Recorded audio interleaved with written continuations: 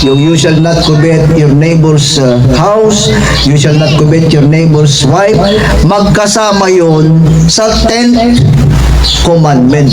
Pero sa RCC, in-split yun, naging number 9 yung you shall not covet your neighbor's wife, naging number 10 naman yung you shall not covet anything that belongs to your neighbor.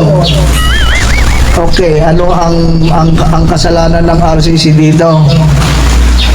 Tinanggal yung commandment tungkol sa pagbabawal sa pagsamba ng mga rebulto ng mga Diyos-Diyos.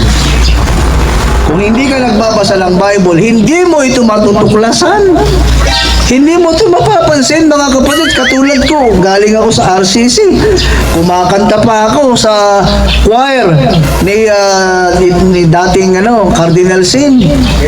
Ha? Noon, hindi ko alam na iba pala yung Diyos na tinatawag ko noon. Yung tinatawag kong Diyos noon ay mga rebulto lang, mga Diyos-Diyosan. Pero alam nyo, nagsisimba ako kahit walang misa. Kinakausap ko yung mga rebulto na nasa loob ng simbahan. Kinakausap ko rin. Galing sa puso ko, sincere ako. I was sincere, but I was sincerely mistaken.